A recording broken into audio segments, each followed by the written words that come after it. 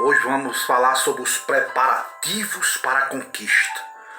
Josué capítulo 1, versículo 10 diz assim: Então deu ordem Josué aos príncipes do povo, dizendo: Passai pelo meio do arraial e ordenai ao povo, dizendo: Provedes de comida, porque dentro de 3 dias passareis este Jordão. Todo vencedor não tem medo de enfrentar jornadas desconhecidas. Ele não teme seguir adiante pelas circunstâncias da vida, mesmo com alguma desvantagem. Toda caminhada começa com o primeiro passo. O apóstolo João vaticinou que todo aquele que é nascido de Deus vence o mundo. E esta é a vitória que vence o mundo, a nossa fé. 1 João capítulo 5, versículo 4. A fé é o portão do futuro de todo vencedor. A fé é a ponte que liga emocionalmente o céu à terra.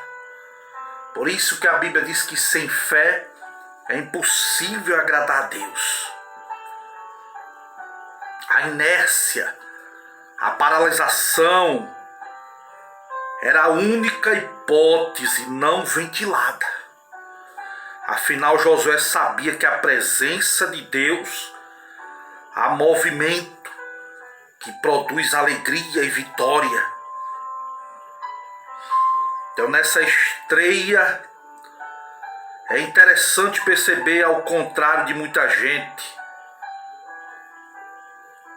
que pensa diferente, o milagre de Deus em prol daquele que crê começa com o agir do homem e não com a atuação primeiramente do Senhor. Não. Abraão nunca teria sido pai da fé se permanecesse na sua vida confortável em Ur dos Caldeus. Mas aos 75 anos, por obediência, ele fez um upgrade nos seus conceitos e sentimentos, afastando-se dos caldeus em busca de um projeto maior que aparentemente estava fadado ao fracasso.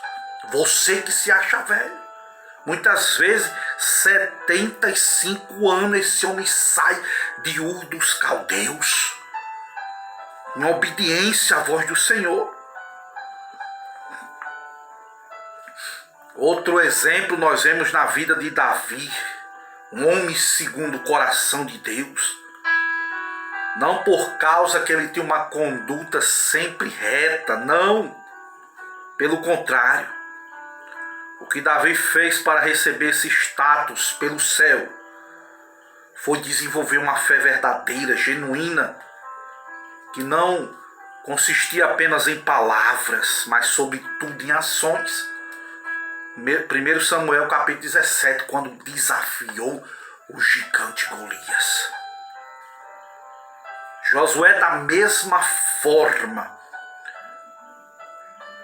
não se notabilizou pelas suas estratégias de guerra, coragem, força. Não.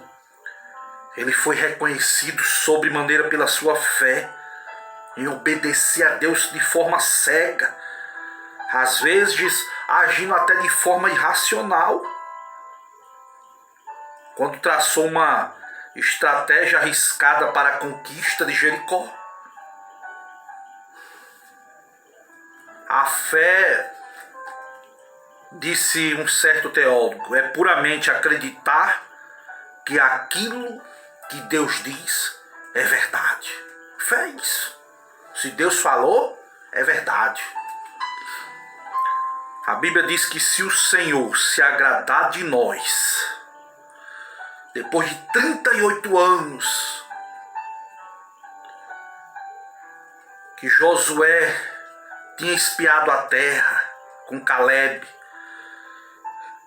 Naquela época Josué tinha dito: olha, se o Senhor se agradar de nós, então Ele nos porá nessa terra que mana leite e mel. Não temas o povo dessa terra, o Senhor é conosco. Lá em Números capítulo 14, agora ele estava para entrar na terra. Quase 40 anos depois. Em primeiro lugar, Josué prepara o povo para a travessia do Jordão. Em primeiro lugar, provede-vos, como eu li aqui no capítulo 1, versículo 11, provede-vos de comida. Durante 40 anos em que os hebreus andaram pelo deserto, em tempo nenhum Deus determinou que eles guardassem comida. Aliás, o maná não podia ser guardado para o dia seguinte. Olha só que coisa tremenda. Os israelitas sempre aprenderam a depender de Deus. Séculos depois, quando Jesus enviou os seus discípulos de 2 em 2 para evangelizar, curar, expulsar os demônios, ele orientou que não levasse bordões, alforje, pão, nada pelo caminho. Dependência de Deus. Acerca disso, o Senhor ensinou os seus discípulos, noutra ocasião, que não andassem ansiosos pelo dia de amanhã, o que devemos comer ou vestir, mas buscar primeiramente o reino de Deus e a sua justiça, que as demais coisas os serão acrescentadas. Foram as palavras de Deus. Capítulo 1, versículo 11, a ordem agora de Josué para o povo era poupar. Guarde para o dia de amanhã. As guerras nesse primeiro momento não propiciarão o sossego necessário, não. Quem ensina sobre isso foi o patriarca José, ascendente direto de Josué. Inclusive foi um expert na arte de prover para os dias futuros. E quando se tornou o governador mais poderoso da terra. Na natureza, o exemplo mais destacado dessa conduta de poupar é o das formigas. Capítulo 6 de Provérbios. Está lá, a formiga se prepara de forma antecipada para os dias maus, para o inverno. A Bíblia diz que eles passaram pelo meio do arraial e ordenaram ao povo que juntasse comida. Precisamos fazer provisões. E só temos 3 dias para isso, foram as palavras de Josué. Acredita-se que a ordem visava que o povo, milhões de pessoas, além de guardar alimentos, também preparariam receitas culinárias com as derradeiras porções do maná. Josué não trabalha sozinho, não. Ele ajunta líderes para fazer essa obra juntamente com ele. Segundo lugar, todos são importantes. Josué, antes da entrada de Canaã, reafirmou a importância de todos. Ele chamou a tribo de Ruben, chamou a tribo de Gade, chamou a meia tribo de Manassés, porque esses já tinham alcançado as suas terras daquém do Jordão. Ou seja, antes da travessia, essas 2 tribos e meia já tinham recebido as suas heranças. E agora Josué chama eles e diz: olha, lembra do que vocês falaram para Moisés. As mulheres de vocês, as crianças, o gado, ficou lá no outro lado do rio. Mas agora vocês vão atravessar. E o povo estava abastecido de víveres. Todas as tribos estavam motivadas para a campanha militar. O líder tinha a bênção de Deus, mas ainda faltava uma coisa antes de atravessar o Jordão. Faltava demonstração de fidelidade, submissão do povo a esse novo líder.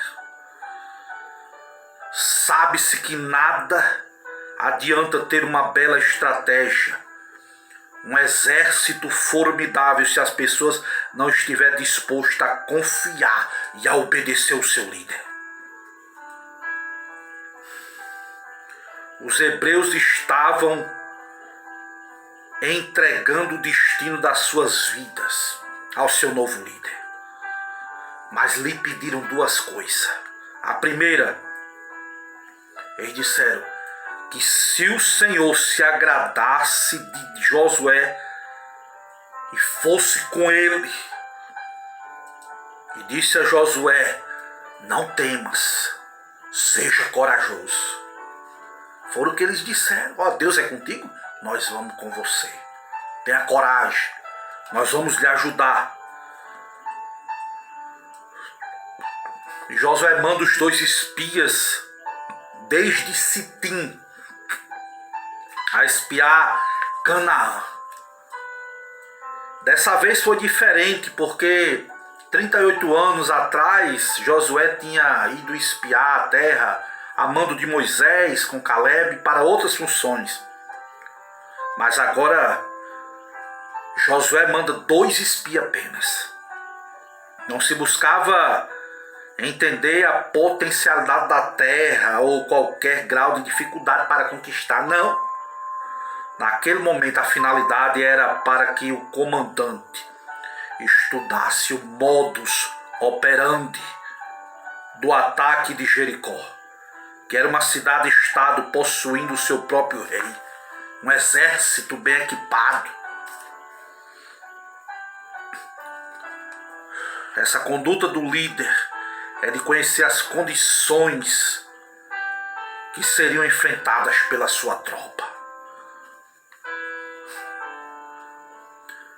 No livro A Arte da Guerra, ensina-se que a guerra é um dos assuntos mais importantes de um país.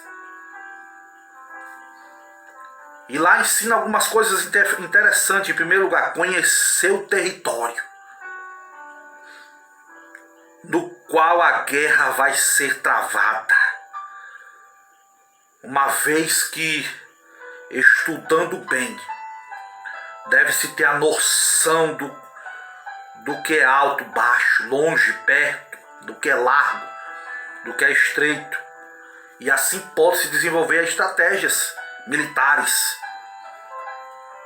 No mesmo sentido, apresenta-se indispensável que se conheça o campo de batalha espiritual, no qual ocorre a guerra pelas almas dos homens. Jesus disse que o campo é o mundo. Aliás, a grande Babilônia tem entre os seus produtos especiais de comércio as almas dos homens. O mundo jaz do maligno. É, portanto, o lugar a ser invadido pela igreja, que tem a missão de livrar os que estão sendo levados para o lago de fogo. É missão nossa, é missão dos cristãos levar a palavra, invadir a terra, conquistar.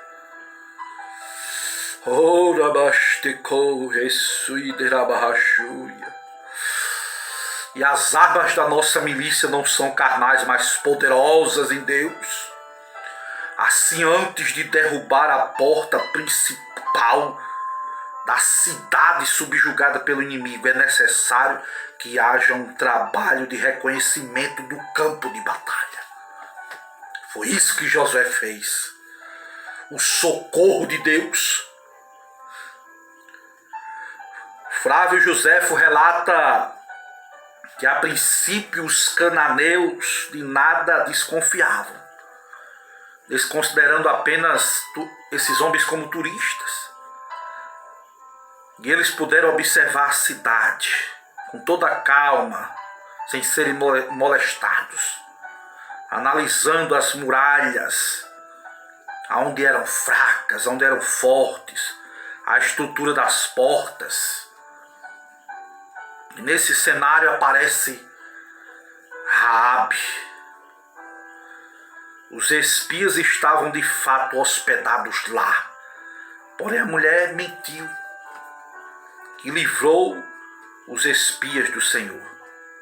Quando foram descobertos, tudo fazia parte do plano maior. A providência invadiu a história, no canto do mundo para cumprir a sua vontade. Tudo deu certo. Os hebreus voltaram sãos e salvos. Quantas vezes isso acontece no dia a dia, na vida de cada cristão? Pessoas que não conhecem a Deus são levadas para abençoar e proteger aqueles que são fiéis, cumprindo assim a promessa de Deus. Deus tem Raabes para ajudar os cristãos na face da terra. Deus é socorro bem presente na hora da angústia, lá no Salmo 46. Deus é um socorro bem presente na hora da angústia.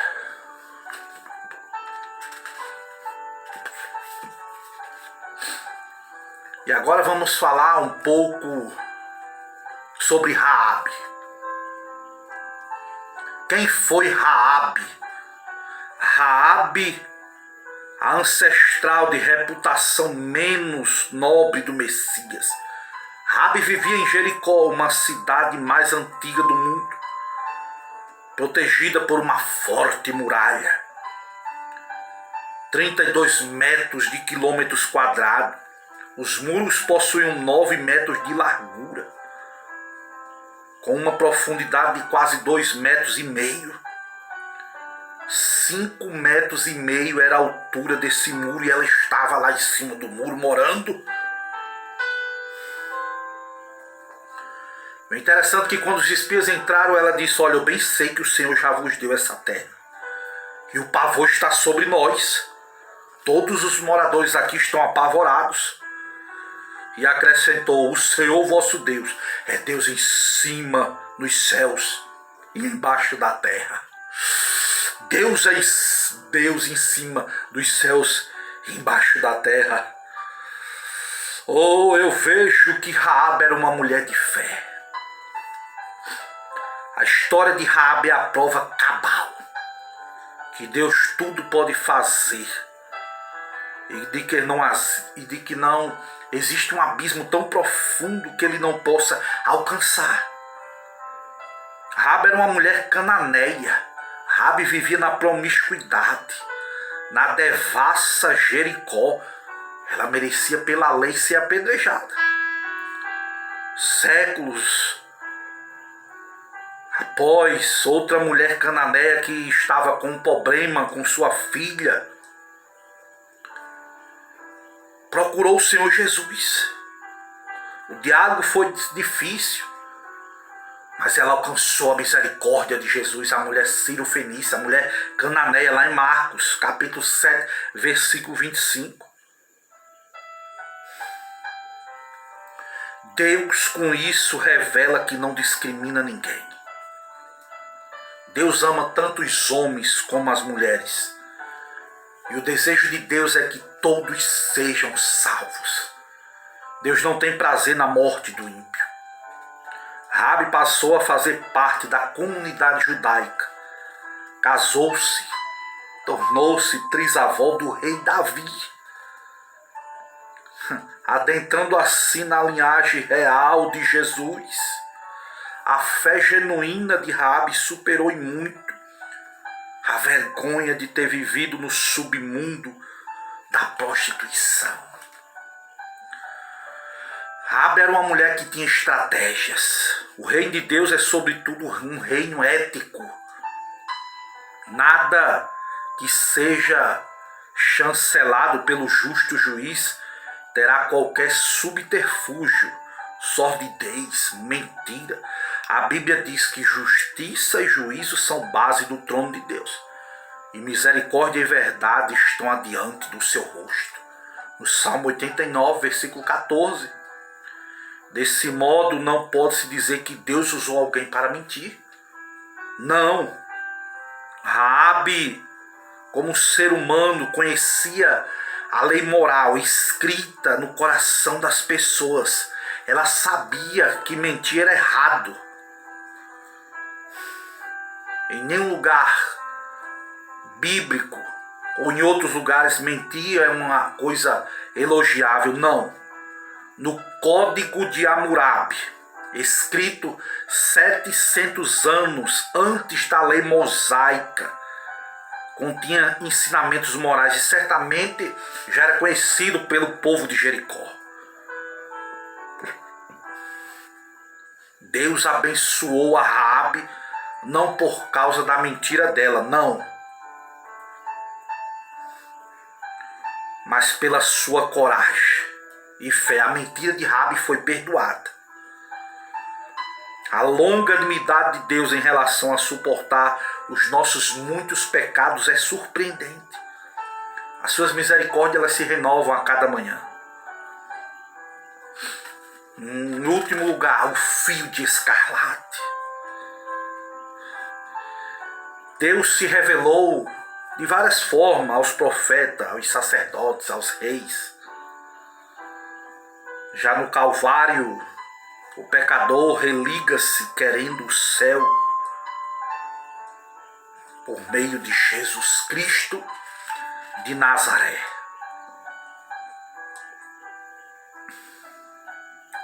O fio de escarlate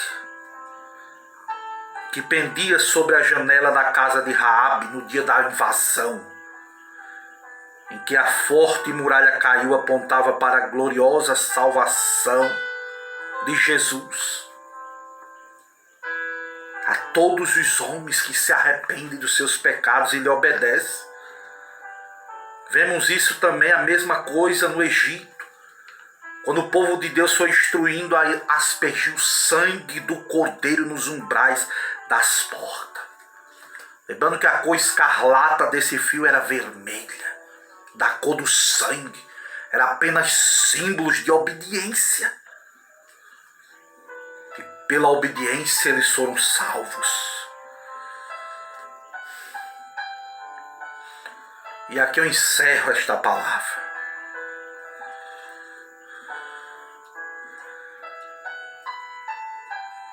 Todos fizeram provisão de alimentos para entrar na terra. Eles se uniram em segundo lugar para guerrearem. União. Se ajuntar ao líder. Fizeram um pacto de obediência com Josué. Josué, tu és homem de Deus, estaremos com você. Diante disso, Deus fez milagres. Os espias, a princípio, não foram notados. E quando chegaram, foi o Senhor que levantou uma prostituta da etnia, de outra etnia, para ajudá-los. Já pensou? Deus levantar uma prostituta para ajudar o povo de Deus a vencer esta batalha? Raabe, esta mulher, se tornou um símbolo da misericórdia, do amor de Deus por todas as nações, concedendo-lhe a honrosa distinção de ser ascendente, ou seja, aquela que vem antes do Salvador do mundo. Quantas Raabes não estão por aí, em cima do muro, olhando para os dois lados, indiferente com a igreja, olhando para o mundo. Mas é hora de descer do muro. É hora de ajudar os espias. É hora de ajudar o povo de Deus a conquistar Jericó, a conquistar as almas que estão perdidas lá dentro. É hora de gritar. É hora de quebrar o cântaro. É hora de tocar a trombeta. Porque as pessoas estão na prostituição, estão na promiscuidade. E Deus quer levantar você, Raabe. Deus quer levantar você, por mais que tenha sido sujo o teu passado. Jesus veio buscar aquilo que se havia perdido. Jesus quer te usar. As pessoas lá fora te julgam, foi prostituta. Essa daí é um pé na igreja, é um pé no mundo. Mas Deus nesses últimos dias conta com você. Ajuda os espias de Deus. Aleluia, esconda os espias de Deus para não serem mortos. Ajude os cristãos. Aleluia. E o que eu ganho com isso, irmão Júlio? Ajudando os espias, ajudando o povo de Deus. O que é que você ganha com isso? Quando o povo de Deus entrou em Jericó, toda a família foi salva. É o que você vai ganhar. Crê no Senhor Jesus Cristo e será salvo tu e a tua casa. Em nome de Jesus. Amém. Compartilhe esta mensagem com outras pessoas para que o nome de Jesus venha a ser glorificado.